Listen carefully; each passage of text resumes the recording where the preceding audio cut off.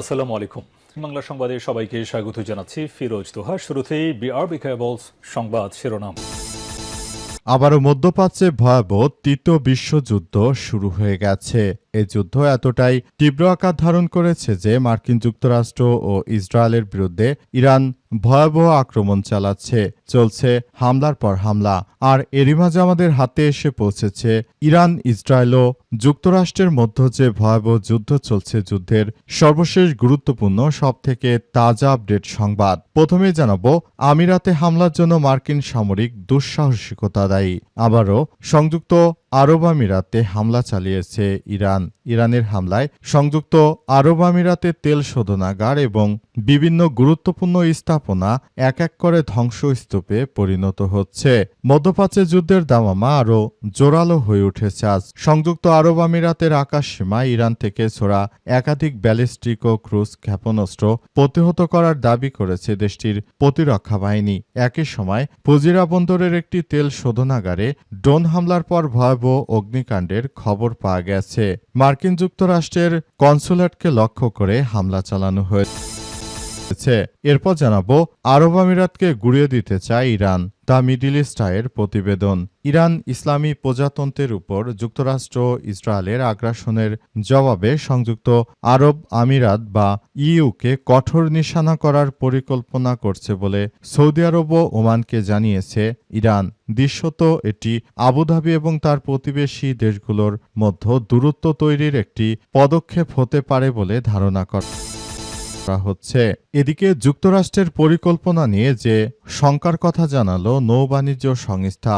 আজ মায়েরস্কো কোম্পানির একটি জাহাজ হরমুজ প্রণালী পার হয়ে আসতে পেরেছে। এই পারার খবর নৌ চলাচল বাধা দূর করার ক্ষেত্রে সমুদ্রে এক ফোঁটা পানির মতো সামান্য বিষয় বলে মনে করে একটি বাণিজ্য সংগঠন। এবারে জানাবো, রাশিয়ার আকাশ থেকে ঝরছে কালো বৃষ্টি। রাশিয়ার কৃষ্ণসাগর উপকূলেও তোয়াপসে শহরে তেল শোধনাগার ও টার্মিনালে ইউক্রেনের ধারাবাহিক ড্রোন হামলায় এক ভয়াবহ পরিবেশগত বিপর্যয় তৈরি হয়েছে। গত 2 সপ্তাহে 4 বার হামলার শিকার হওয়া ওই শোধনাগারে শুক্রবার নতুন করে আগুন লেগেছে। এই অগ্নিকাণ্ড থেকে নির্গত বিষাক্ত ধোঁয়ার প্রভাবে ওই এলাকায় কালো বৃষ্টি পড়ছে। এবং সর্বশেষ জানাবো, মাধবপুরে জঙ্গল থেকে উদ্ধার বিশ্ববিদ্যালয়ের শিক্ষার্থীর লাশ। ঢাকা সিলেট মহাসড়কের হবিগঞ্জের মাধবপুর হোটেল হাইওয়ে ইন লিমিটেডের জঙ্গল থেকে ওয়ার্ল্ড ইউনিভার্সিটির এক ছাত্রের লাশ উদ্ধার করেছে পুলিশ। মৃত ফরাদ হোসেন ওরফে মাহির ঢাকার উত্তরখানের চানপাড়া স্বপ্ন ছোঁয়া এলাকার আব্দুল আওয়ালের ছেলে। আজ 11টায় তার লাশ উদ্ধার করা হয়েছে বলে পুলিশের পক্ষ থেকে নিশ্চিত করা হয়েছে। প্রিয় দর্শক, এতক্ষণ শুনছিলেন সংবাদ শিরোনাম, এবারে বিস্তারিত। তবে তার আগে বন্ধুরা, অনুরোধ থাকবে এই সংবাদটিতে একটি লাইক দিন। এই চ্যানেলে আপনি নতুন হয়ে থাকলে আমাদের সংবাদটি দেখতে দেখতে চ্যানেলটি সাবস্ক্রাইব করে রাখুন। কমেন্ট করে বন্ধুরা আপনার মূল্যবান মতামত জানিয়ে দিন আপনি বিশ্বের কোন দেশ থেকে বা বাংলাদেশের কোন স্থান থেকে আমাদের সংবাদটি দেখছেন এবং শুনছেন।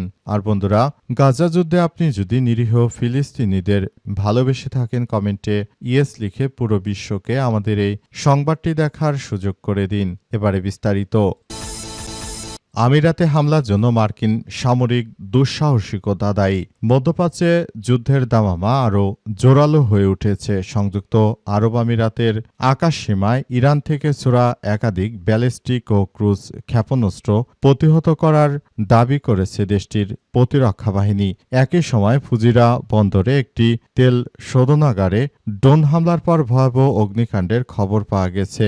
তেল শোধনাগারে হামলার অভিযোগ সরাসরি অস্বীকার করেছে তেহরান। তবে বর্তমান প্রেক্ষাপটে আসলে পরিস্থিতি কোন দিকে যাচ্ছে সেটি এখন পর্যন্ত বোঝা যাচ্ছে না, কারণ বর্তমান সময়ে হামলা আরও তীব্র থেকে তীব্রতর আকার ধারণ করেছে। ফুজিরা বন্দরে একটি তেল শোধনাগারে ড্রোন হামলার পর মার্কিন যুক্তরাষ্ট্রের কনসুলেটেও হামলা চালিয়েছে ইরানের ইসলামী বিপ্লবী গার্ড বাহিনীর সদস্যরা। জন্য মধ্যপ্রাচ্য জুড়ে আবারও ভয়াবহ তৃতীয় বিশ্বযুদ্ধ শুরু হয়ে গেছে।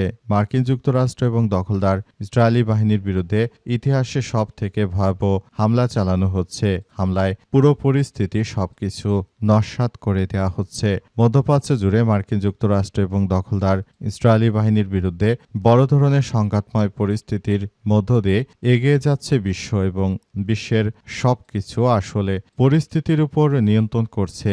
এমনকি পুরো পরিস্থিতি মার্কিন যুক্তরাষ্ট্র এবং দখলদার ইসরায়েলির বাহিনীর বিরুদ্ধে সম্পূর্ণ চলে যাচ্ছে এবং সেখানে প্রতিনিয়ত হামলা চালিয়ে যাচ্ছে ইরানের ইসলামী বিপ্লবী গার্ড বাহিনীর সদস্যরা। মার্কিন যুক্তরাষ্ট্র তারা শুরু থেকে যতই সন্ত্রাসী কার্যক্রম চালাক না কেন এদের বিরুদ্ধে সর্বাত্মকভাবে আসলে বড় ধরনের কার্যক্রম চালিয়ে যাওয়ার কথা জানানো হয়েছে এবং বলা হয়েছে যে বর্তমান এই প্রেক্ষাপটে আসলে সবাইকে নিয়ে এগিয়ে যাওয়ার বিষয়গুলো দেখভাল করতে হবে।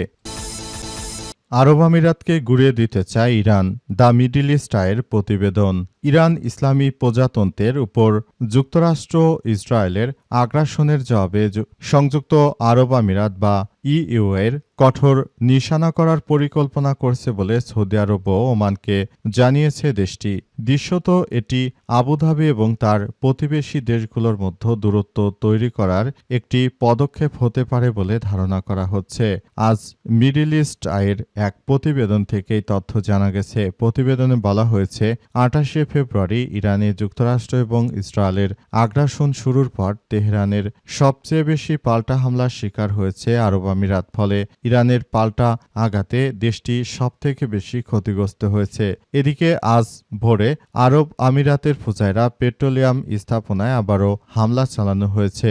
এর থেকে বোঝা যাচ্ছে যে মূলত সংযুক্ত আরব আমিরাতকে একদম ধসিয়ে দিতে চায় ইরান। কারণ হিসেবে বলা হচ্ছে যে সংযুক্ত আরব আমিরাত এই রাষ্ট্রটি তারা সরাসরি জায়নবাদীদের পক্ষ নিয়েছে এবং তারা আসলে পুরো পরিস্থিতি সম্পূর্ণ নিয়ন্ত্রণের চেষ্টা চালিয়ে যাচ্ছে। সুতরাং এই বিষয়গুলোকে খুবই গুরুত্ব সহকারে দেখভাল করার মধ্য দিয়ে এগিয়ে যেতে হবে। পুরো পরিস্থিতি যে কোনো মূল্যে প্রতিহত করার মধ্য দিয়ে সবাইকে এগিয়ে যেতে হবে বলে সেখানে উল্লেখ করা হয়েছে এবং আরও জানানো হয়েছে যে দখলদারদের বিরুদ্ধে ইতিহাসের সবথেকে ভয়াবহ একটি কার্যক্রমের মধ্য দিয়ে সবাইকে নিয়ে এগিয়ে যেতে হবে। পুরো মধ্যপ্রাচ্য জুড়ে আসলে যে ধরনের ভয়ঙ্কর কর্মসূচির কার্যক্রম শুরু হয়েছে এর জন্য আসলে আমাদের সবাইকে এখনই এগিয়ে আসতে হবে। মধ্যপ্রাচ্যে মুসলিমদের বাঁচাতে হলে এখনই মুসলিম বিশ্বের সবাইকে একসঙ্গে নিয়ে তারপর কাজ করতে হবে, এমন তথ্য সামনে এসেছে।